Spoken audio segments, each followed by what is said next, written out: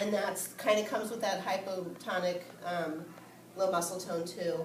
It's just that those ligaments are lax and they allow all that excessive motion in the joints. And when you see some kids that are really hypermobile, and it comes from some different things. One of the things that was interesting, I'm trying to see if I can figure out where it was.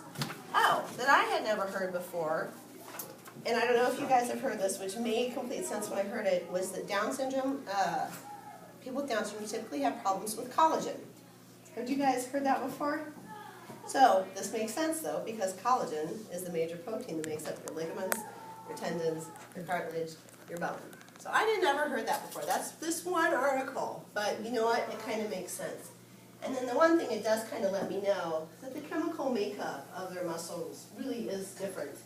And it's not, like when I look at other kids with low muscle tone, with a different diagnosis, some of those kids are going to maybe outgrow it, and they can maybe change it a little bit. But when you don't really actually have collagen and the things you need to make that tone, you know, typical, then, you know, you probably are just going to look at needing to do something to help it along.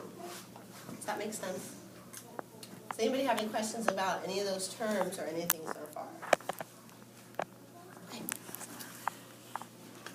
All right, so we kind of did some of this too, but so why do they have flat feet? What causes their feet to be flat? Well, one of them is the hypotonia and the ligamentous laxity that contributes to that hypermobility. So because of the low muscle tone and the ligaments, those foot bones are just not properly aligned.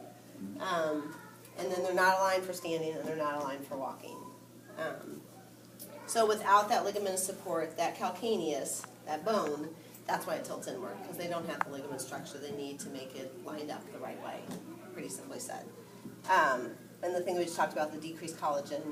And then if it persists without treatment, you could have further ankle and joint deformity. And then long-term, you know, I'm talking, you know, there's varying levels.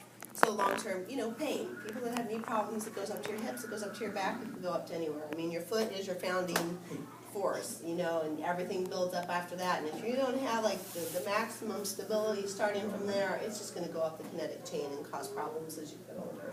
So, okay, why is this a problem? This is a really good picture, I thought, of how some of this walking is. So when walking with this posture, most weight is on the inside border of the foot. That's that pronation that we're talking about too, which leads to that wide base of support. And that's how we see a lot of our kids walk, with that really wide base of support. And it's because they don't have that full foot surface, we're just walking on the inside. So we need a bigger base of support to feel safer and to move a little bit better. But this is an inefficient walking pattern. You know what I mean? It's not efficient. Efficient is this way. You're not taking a lot of steps. You want that vertical little triangle there. It's inefficient. They're wasting a lot of energy. So shorter steps, slower walk, which I'm sure a lot of you have kind of seen.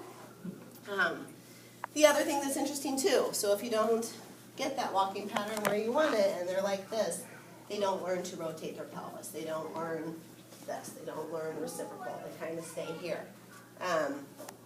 Can you explain that a little more clearly? Okay, so when you're kind of walking like this and your pelvis is just doing this, in order to have a typical walking pattern, you need to be able to tilt your pelvis this way. And then to move your trunk off of your pelvis too. So they have to be two separate units. Your pelvis has to be able to do this, and your trunk also has to move off of it. Does that make sense? That's kind of hard to understand. And that comes into the whole kids that don't have trunk rotation too, that move in one plane. You don't ever see them reaching across their base of support because that's moving their trunk over their pelvis. They've always learned to just do this to turn. And that kind of goes into some of their motor skills. You'll hear that heavy-footed pattern, sometimes that slappy foot pattern, same thing too, just because that they haven't developed an efficient gait pattern. And then as they grow, that increased weight stretches the ligaments more, causing more malalignment, and then into the knees, into the other joints. Body mechanics are compromised, and then, you know, as they're learning new skills, it can affect running and jumping and things like that too. So, does anybody have questions about that?